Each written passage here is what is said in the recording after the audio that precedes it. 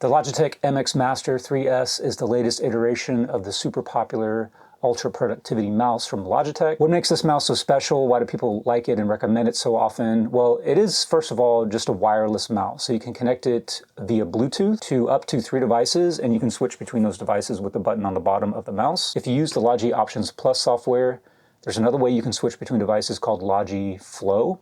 And I'll show you that here in a bit as well. Aside from being wireless, it also is just very well set up and configured for productivity uses. It has this really cool side scroll wheel. The top scroll wheel can have a kind of a free flow functionality where you can just kind of send it zipping along and it'll continuously scroll, or it can be kind of ratcheted for precision. Overall, it's well thought out for various productivity applications. It's also well regarded for being a comfortable ergonomic mouse. What is new about the MX3S over the 3 and older iterations of the mouse? There's really 2 major upgrades or changes. Upgrade, I guess, would be subjective. The first one and most obvious is the left and right buttons on the top are damped, or they're kind of silent.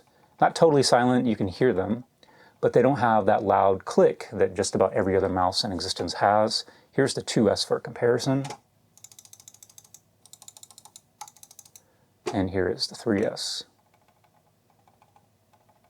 The next improvement is to the sensor of the mouse. So this has a 8000 DPI sensor, which is double the rate of the MX Master 3. That just means that you can set the sensor to a really high sensitivity, and it'll make your scrolling or the pointer speed of the mouse really fast. That's good for people with really great hand-eye coordination, but also if you're using a high-resolution display, it gives you the option to set the speed to something that's appropriate for the resolution of your monitor. And that's really it. If you have the MX Master 3, this is going to look and feel exactly the same, other than the clicky or non-clicky buttons, depending on which one you have. I don't think that the sensor speed is that big a deal for most people. It's still a wireless mouse, so it does have a degree of latency, which is never really going to compete with, you know, a wired mouse with a high sensitivity rate. They also have the 4 Mac versions of these mice, which I think the only difference between the 4 Mac and then like the universal ones that aren't labeled for Mac is the color options. Because all of them work on Mac. I have the non-Mac version and I use it on my Mac computer, no problem. But there's another big difference in that the 4 Mac versions do not come with the Bolt receiver. You can connect these over Bluetooth, but you can also connect them to a Bolt receiver. Bolt receiver should give you potentially, or I guess technically, a more reliable and faster connection than Bluetooth. Just to reiterate though, the Mac-only version does not come with the Bolt receiver, but it is compatible with the Bolt receiver if you have one from another device. Out of the box, they work with a lot of different applications. This side scroll wheel is really helpful for video editors because it will scroll your timeline, and that works natively. You don't have to go into the software and set that up. They also have these gesture controls. So where your thumb rests here is also a button, and you can press that button down and then swipe the mouse left, right, up, and down, and that will do different things depending on your operating system and also depending on how you may have customized it. The 3S, as far as I'm aware, has the same battery as the 3, so no changes in that department, but it still has really great battery life. It's rated to last up to 70 days on a single charge. It comes with a USB-C to Type-A charging cable, and like all well thought out wireless mice, the charging port is in the front, so you can charge it while simultaneously using the mouse. I know, it's crazy. As for comfort and ergonomics, just my opinion on it, I do find this mouse to be comfortable. I had been using the 2S for about a year prior to getting the 3S, and they're very similar, but there are some pretty noticeable differences between them. So if you are coming from an older than the 3 version, you will find that this mouse feels a little bit different. It's a little bit taller, a little bit narrower. Where I think they made some really nice improvements is to the layout of the buttons, where on the 2S and older versions, the side scroll wheel is a lot smaller, and then the forward and back buttons on the 3 and the 3S are underneath that scroll wheel, whereas on the older versions, they're to the side. It has a lot of customizability, but you will need the Logi Options Plus software in order to customize everything for the specific applications that you want to use it with or that you want to customize. That's pretty par for the course nowadays. Almost everything needs software. What's annoying, in my opinion, is it seems like Logitech has a different piece of software for every peripheral. It's kind of a mess. I wish they would just kind of consolidate everything onto one piece of software.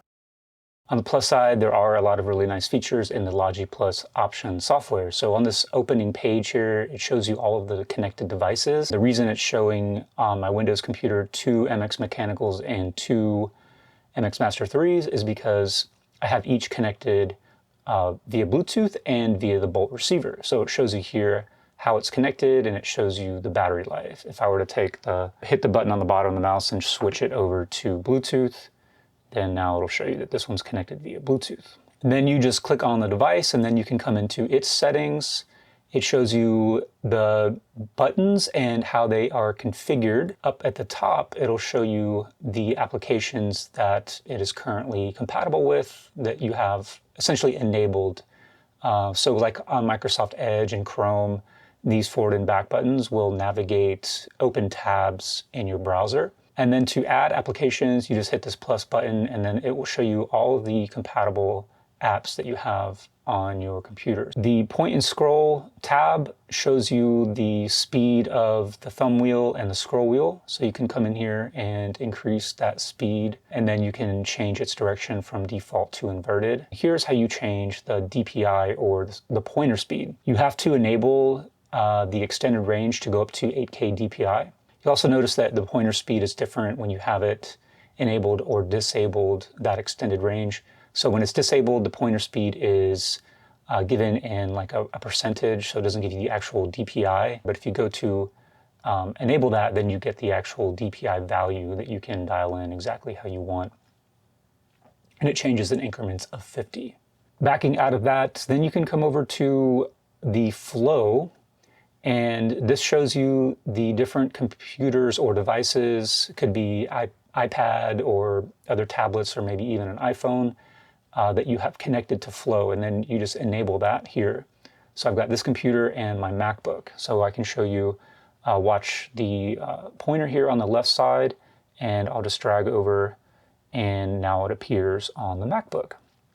And that's all without, switching the device on the bottom of the mouse. The one negative that I have with Flow, so you have a full screen application open, and if you get too close to the edge, then the cursor will freeze and start to transition over to the other screen or the other device when you might not want it to. You might want to just grab something here, and if you accidentally kind of move too far, you can see it kind of just sticks there and freezes for a second. It's a bit expensive. I mean, $100 for a mouse is pricey. That's another reason why I just kind of recommend just making sure that you don't like another mouse better, because the chances are it might be a little bit cheaper. I also find that it's a little bit less accurate than my wired mouse, which makes some kind of sense, I believe, but I think that might have to do with the polling rate of the mouse as opposed to like the DPI, and without getting like overly, down in the weeds of like mice minutia. It's like refresh rate, I think, in a way. And it has kind of a slow refresh rate. It doesn't seem to be super, super accurate. Unless you are used to using a really accurate wired mouse, it probably won't even be a thing. The next negative, just depending on how you feel about the silent-ish clicks on here, some people will miss that auditory feedback of the mouse, and then others are obviously going to really enjoy the fact that you don't have that constant clicking noise. Super customizable. If you want to take advantage of the Logi Options Plus software, go into the specific applications that you use and just go to town customizing it, you can do that. It is pretty comfortable for most people. Obviously, left-handers, you are out of luck. I'm sure you're used to that. Your whole life has been kind of a freak show. It feels really high quality for mouse. I mean, it's all plastic, but it has kind of a rubberized finish on the body of the mouse, so you feel secure, grippy. The scroll wheels are really awesome. They're metal. They have a nice weight to them. And I just really love how you can just kind of flick that and it just spins and spins and spins until eventually the inertia runs out and it stops. That side scroll wheel is also kind of the standout feature for this mouse. The only productive thing that I use my computers for is video editing. I'm sure my wife would argue that that's not very productive, but I don't know how this side scroll wheel could be put to use for other kinds of like highly productive use cases. I'm sure it can be, but for video editors, it's just a really nice feature to have. Battery life is great, has an on-off switch, so if you're not going to be using it for a while, you can turn it off and save your battery. I never remembered to do that, but I've only charged it like one time since I've had it in the last couple months. If you have the MX Master 3, is it worth upgrading? I would say no. Unless you really are annoyed by that, then it's really not worth spending another $100 on a mouse that's going to feel 97% identical to the one you already had. Kind of the same for the older MX Masters as well. I was never a big fan of these forward and back buttons on the 2S. They were hard to find, so that would be a reasonable upgrade, but I don't know if it's worth spending $100 just for that feature.